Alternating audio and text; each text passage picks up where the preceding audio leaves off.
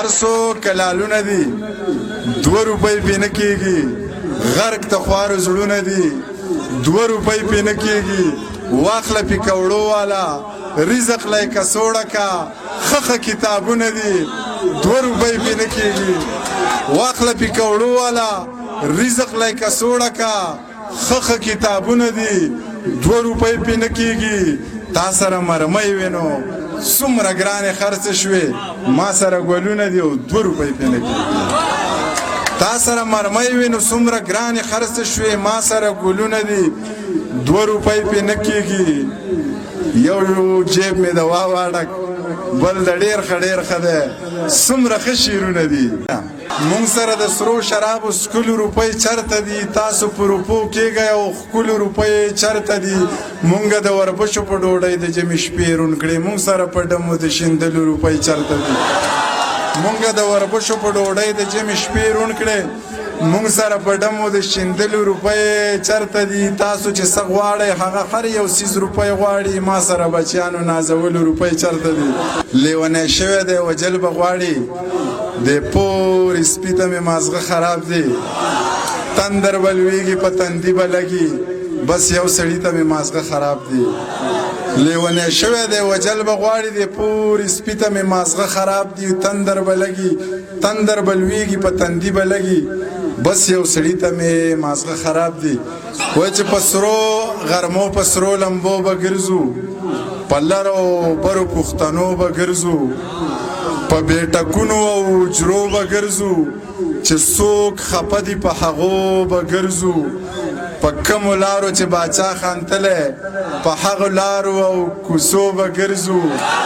په کومو لارو چې باچا خانتلی په هغه لارو او کوڅو به ګرځو اوږد سفر کېږي په لنډو دمو منډې به نه وه خو ورو به ګرځو ډډه لوګی دې سړی وپېژني سړي او سوی دې سړی وپېژني روغ لیونی دې سړی وپېژني خپل او پردی دې سړی وپېژني سړی دې هر چا سره خوله نه وخي سړی او سپی دې سړی وپېژني سړی دې هر چا سره خوله نه وخي سړی او سپی دې سړی وپېژني ځکه چې هغه راته شوروله یک هزاره کړې وه هغه راته شوروله یک هزاره کړې وه پوښتنه مې د زړه د یو بیماره کړې وه هغه راته شوروله یک هزاره کړې وه پوښتنه مې د زړه د یو بیماره کړې وه د ورځې به پې 10 وارې مندر ته تله راتله هندوې مې د زړه په سر کې لاره کړې وه او هغه خو افسره ما ته پته ده په تور رنګ باندې مړه وه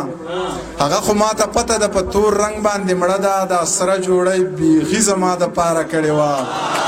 هغه خو ما ته پته ده په تور رنګ باندې مړه ده د سره جوړی بیخي زما دپاره کړې وه که نور څوک مې خبر د زندګۍ د خاله نه وو نو تا ته خو مې ټوله قیصه یاره کړې وه که نور څوک مې خبر د زندګۍ د حاله نه وو نو تا ته خو مې ټوله قیصه یاره کړې وه د مرګ په دړکو به څو کسانو یرولم ګیله مې په یو شعر کې د سرکاره کړې وه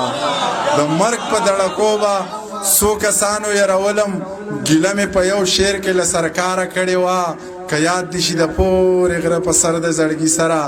ټپه مې درته څومره مزیداره کړې وه یو 2 نور شعرونه چې نه لاس خپې نه سر تندی مات که یو سړي غر لکه لرګی مات که نه لاس خپې نه سر تندی مات که یو سړي غر لکه لرګی مات که د اتفاق د برکت ازار شم ګڼو ګیدړو یو زمری مات که د اتفاق د برکت ازار شم ګڼو ګیدړو یو زمری مات که ډېره مننه